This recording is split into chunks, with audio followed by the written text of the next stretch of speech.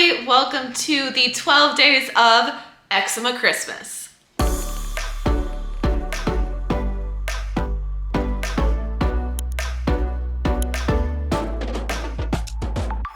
Today we are on the 6th day, which we are going to be talking about 6 TSW tips. Now, jumping right into the video, what is TSW? Topical steroid withdrawal. If you remember, the very first video of the 12 days of Eczema Christmas talked about the worst medication for eczema, which is topical steroids.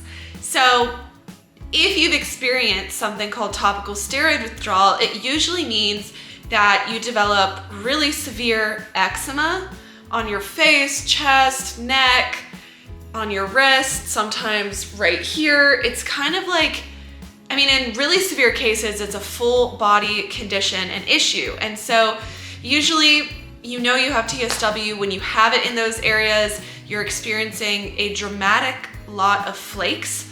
Like the skin is super flaky. A lot of people with really severe TSW have to vacuum up their flakes because they flake that much. So this is a really severe issue, and I've been talking to my community on Instagram a lot about TSW to help you guys heal your TSW/eczema naturally. TSW and eczema are different, and you can have them at the same time from what I understand. I'm gonna link in the description box a couple different resources for people going through TSW so that you have more direct sources. I never experienced TSW to my knowledge, and definitely not to the severity of a lot of different people. So let's jump into the video with tip number 1. One thing that I've learned recently about TSW is that it's very common to have a histamine intolerance, a histamine allergy. So a lot of people will try taking a antihistamine, like a Benadryl, but since we do everything natural on this channel, quercetin is a supplement that is a natural antihistamine. And basically what I do is I post a lot of different polls on my Instagram story, and I gather data and information from the community in that way. And so from all of the different natural antihistamines, it seemed like quercetin across the board has worked for a lot of people. The second tip that I have for you guys is to manage stress. Now, inside of Empowered Eczema, which is my 3-month-long program, I help people with eczema and TSW learn how to heal holistically and naturally. And there's 6 different modules that teach you different aspects of healing naturally. And one of those modules has to do with stress management. And of the people who I have taught with TSW, I have had some really amazing success with people who clear up their TSW. The flare-ups are a lot less, and if they do have flare-ups, it's usually because of stress.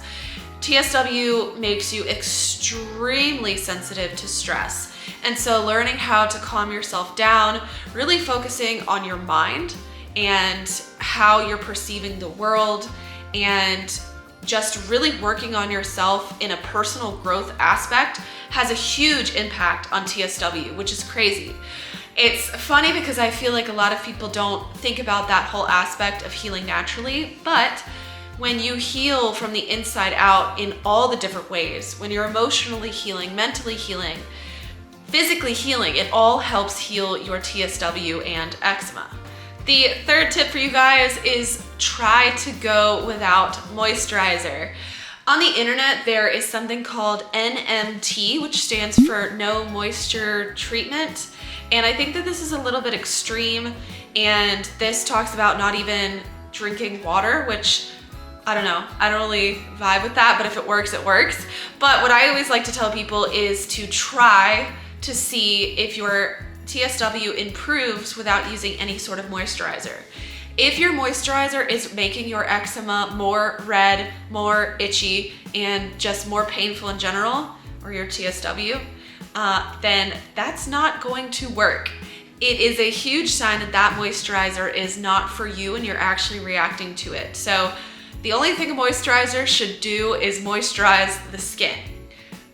I don't know if this works for TSW, but I was speaking to a student of mine inside of Empowered Eczema, and she's been using hyaluronic acid for the flakes on her face, and it's been really, really helpful for her. So I don't know, you guys may have to talk in the comments down below about that, but that's just a little tidbit that I've learned recently. Number 4 has to do with diet, because it's me, and you know that I think that food is medicine. And number 4 has to do with going on a low nitric oxide diet. Basically, nitric oxide will dilate your blood vessels, and usually this is really healthy and really good for people because it helps with blood flow, it helps your body move around your blood. It's especially good if people are dealing with heart issues and all sorts of crazy stuff. So it is really positive for a lot of people, but going on a low nitric oxide diet will actually help you with your TSW because your blood vessels are already dilated, and that's part of the reason, or just like part of your experience for why your TSW is showing up in the areas that it is. It usually shows up in densely populated vessel areas, like where there's a lot of blood vessels and the skin is really thin. So the Ultimate Eczema Food Guide actually has a whole list of the way that foods deal with nitric oxide. Basically, some foods they directly have nitric oxide, and some foods cause nitric oxide levels to raise in the body, and that's all in there. So basically, if you use the Ultimate Eczema Food Guide, it'll say nitric oxide, and above it says TSW, and it has all the lists of the foods in, you know, like there's a bunch of different categories, and it'll say whether it's low or high nitric oxide. I have considered foods that both have nitric oxide and raise nitric oxide. So I will link the Ultimate Eczema Food Guide in the description box down below for you guys. And I hope that that is at least a small diet solution for you, as well as going on an antihistamine diet, which is also almost completely documented in the Ultimate Eczema Food Guide. The 5th tip that I have for you guys is to get acrylic nails. It's helpful for both eczema and TSW, but I've just heard that when you have a lot of itching and you really, really want to scratch, I've heard that putting on acrylic nails helps prevent breaking your skin. I've never done this. I don't have a whole lot of knowledge on this, but I do hear that all of the time from the TSW community and the eczema community, is the acrylic nails just really help from breaking the skin and preventing infections and whatever comes from breaking the skin. The 6th tip that I have for you guys is to soak in colloidal oatmeal baths, and it basically is very soothing for the skin. I usually tell people to do a dead sea salt bath. I don't know how people with TSW actually react to dead sea salt, especially if you have open wounds. I think that it would cause a lot of stinging. So colloidal oatmeal tends to be something that a lot of people with TSW recommend, and just soaking in a bath in that way. I really believe in the power of the ocean, as long as the ocean is relatively clean. But again, if you have open wounds, then it would sting. So if you guys have any more expert tips about TSW, feel free to drop that in the comments down below. It's a community, we help each other here, and I post to my Instagram story all the time about just really gathering knowledge from the community and trying to figure out what works, what doesn't work.